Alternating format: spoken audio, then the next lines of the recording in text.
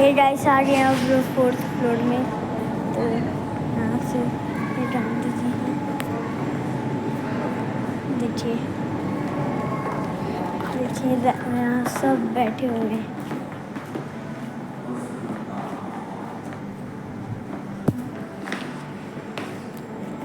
ये है हमारे गांधी जी, सब इनके पास आ रहे हैं।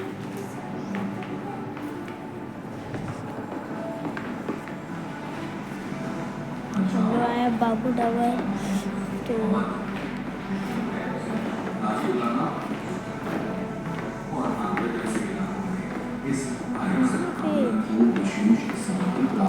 हम लोग अब फोटो देखने जा रहे हैं। ये देखिए अब हम लोग फोटो देखने जा रहे हैं।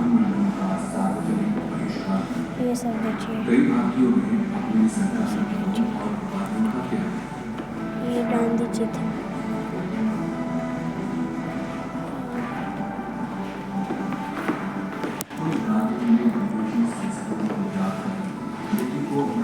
वो सच, ये सच में लड़ रहे हैं, है ना, पूरे रियल लड़ रहे हैं। देखिए है ना,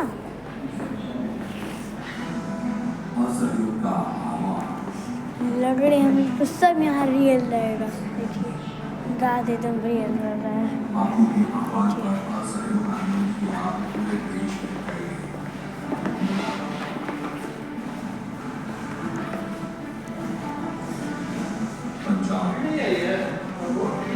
पता नहीं राजपूताना और आंध्र जैसे इलाकों में इस अहिंसक आंदोलन को विशेष समर्थन प्राप्त हुआ, जहां लोगों ने ब्रिटिश कार्यालय, न्यायपालिका और विधानमंडल का सार्वजनिक बहिष्कार किया। कई भारतीयों ने अपने सरकारी पदों और उपाधियों का त्याग किया।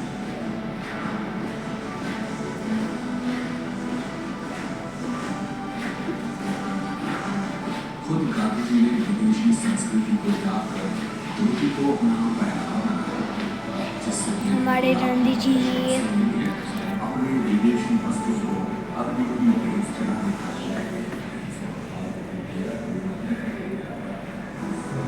असहयोग का आह्वान। तो शकुड़ा ये देखिए, ये पुलिस स्टेशन में आग लग गई थी। असहयोग आंदोलन की आग पूरे देश में फैल गई।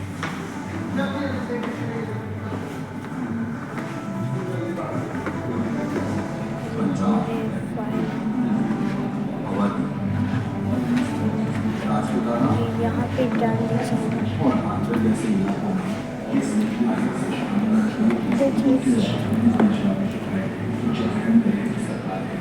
इसी दिशा में आगे बढ़ते जो आदर्श समाज का उनकी परिकल्पना और हमारे में दिखा दिए। जो ग्रामीण स्वच्छता के लिए अच्छा बड़ों की गांधी जी, गांधी जी और आर्थिक समानता की नहीं, गांधी जी जिसके कारण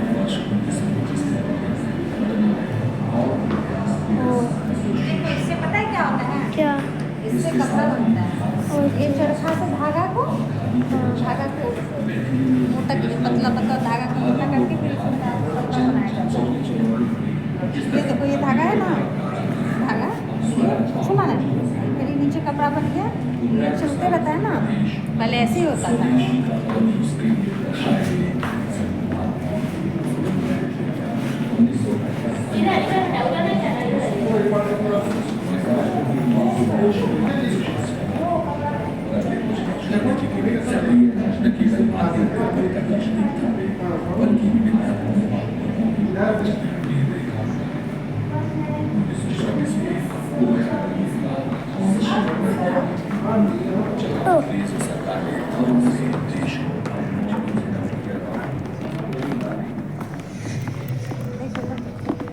आक्रोश के जो बीज साइमन कमीशन के दौरान हुए जुल्मों ने भारत में बोए, उनसे एक अभूतपूर्व जन आंदोलन का अंकुर फूटा, जिसे बापू के भारत दौरे ने भी एक नई चेतना के साथ सींचा। और देखते ही देखते पूरा देश शोषणकारी सत्ता के खिलाफ प्रत्यक्ष कार्रवाई के लिए एकजुट हो गया। शासन के प्रति इस अप्रतिम अस्वीकृति से बौखलाए वाइसराय इरविन ने भारतीय नेताओं के समक्ष गोलमेज सम्मेलन का प्रस्ताव रखा, लेकिन अधिराज्य की घोषणा के बिना इसका हिस्सा बनने से बापू ने साफ इनकार कर दिया। 1930 के उदय के साथ रावी के तट पर पहली बार तिरंगा लहराया, जिससे देश में सविनय अवज्ञा की नींव पड़ी। ऐसा था हमारा तिरंगा पहले, चरखी के जैसा। नमक का कानून। पंडित नेहरू की अगुवाई में हुए पूर्ण स्वराज की घोषणा से स्वतंत्र भारत की परिकल्पना तो आकार लेने लगी थी, मगर स्वराज के आदर्शों को स्थापित करने के लिए बापू अब भी एक माध्यम की तलाश में थे। वे एक ऐसा प्रतीकात्मक साधन खोज रहे थे जो मौलिक हो मगर उतना ही प्रभावशाली हो, कुछ ऐसा जिससे हर कोई परिचित हो और जो भारतीयों की जड़ों से जुड़ा हो। उन दिनों ब्रिटिश सरकार नमक के उत्पादन पर अपना कानूनी एकाधिकार जमाए हुई थी और भारतीय नागरिकों को इसके इस्तेमाल के लिए भारी कर चुकाना पड़ता था।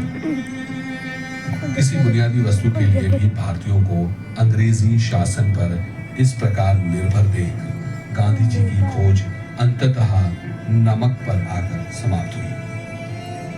बापू का यह चयन उनकी सूझबूझ और प्रतिभा का उत्कृष्ट प्रमाण था। उनके अनुसार हवा और पानी के बाद नमक मनुष्य की सबसे बुनियादी जरूरत की सामग्री था। अपने इसी विश्वास के साथ बापू ने नमक को सत्याग्रह का शस्त्र बनाया और देश में सविनय अवज्ञा आंदोलन की शुरुआत की। 12 मार्च 1930 की सुबह साबरमती आश्रम से बापू की ऐतिहासिक दांडी यात्रा का आरंभ हुआ और अगले 24 दिनों तक दांडी की ओर उनकी यह कूच जारी रही। न केवल राष्ट्रीय पत्रकार व समर्थक बल्कि पूरे विश्व की निगाहें छड़ी के सहारे तेजी से बढ़ते इस सरल व्यक्ति पर जमी थी। जहां से भी वे गुजरे वहां लोगों का हुजूम उनके साथ आकर जुड़ने लगा। रास्ते में जो शब्द उन्होंने कहे उनकी गूंज ब्रिटिश साम्राज्य के सुदूर कोनों तक सुनाई दी। शक्ति के विरुद्ध सत्य की इस लड़ाई में अपने हर कदम के साथ बापू ने अंग्रेजों के न्यायपूर्ण शासन के झूठे दावों को चुनौती दी। 6 अप्रैल की सुबह जब महात्मा ने नमक का कानून तोड़ा तो पूरे विश्व ने अहिंसक आंदोलन के प्रबल प्रभाव का अनुभव किया और मामूली कद काठी वाले एक मानव ने अहंकारी ब्रिटिश साम्राज्य की नींव ही हिला डाली। बौखलाई सरकार ने पूरे देश में हजारों गिरफ्तारियां करवाई, अनेक प्रदर्शनकारियों को निर्मम हिंसा का सामना करना पड़ा, लेकिन अपनी पूरी ताकत के बावजूद सरकार बापू की सरल कल्पना से उठी इस आंधी को रोक न सकी।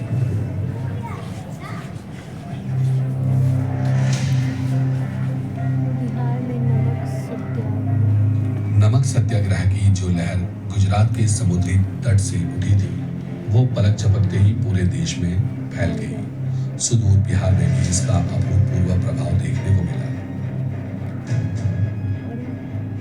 बापू के पद चिन्हों पर चलते हुए श्री अंबिकाकांत सिंह ने 16 अप्रैल 1930 को स्वयं सेवकों के एक समूह के साथ पटना के नखास तालाब की ओर पद यात्रा की शुरुआत की।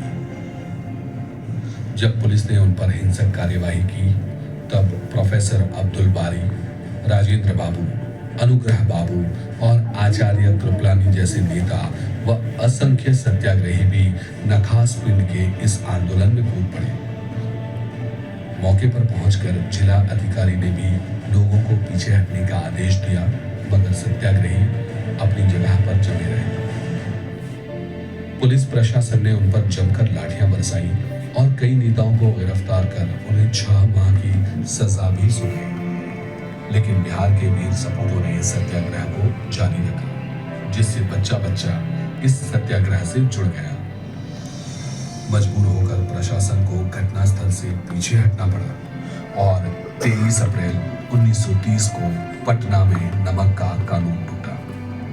पटना से शुरू हुआ यह आंदोलन देखते ही देखते चंपारण, मोतिहारी और समस्तीपुर जैसे बिहार के सभी इलाकों में फैल गया। जगह जगह से जनसभाओं, हड़तालों और नमक बनाने की खबरें सामने आने लगी, जिनसे सदियों से बढ़ती आ रही अंग्रेजी तिजोरियों को भारी खामियाजा भुगतना पड़ा।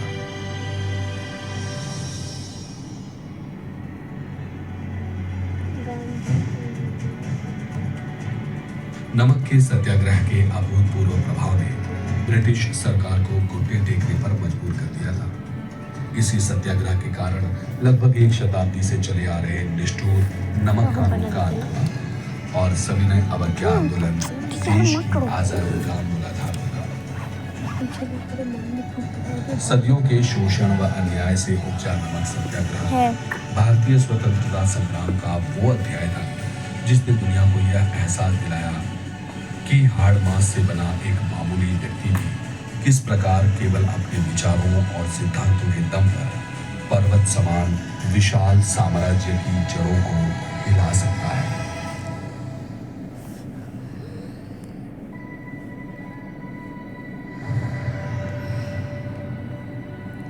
स्वराज की गूंज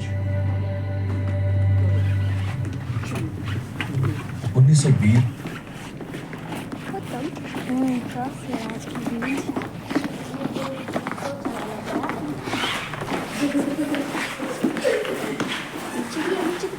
देखिए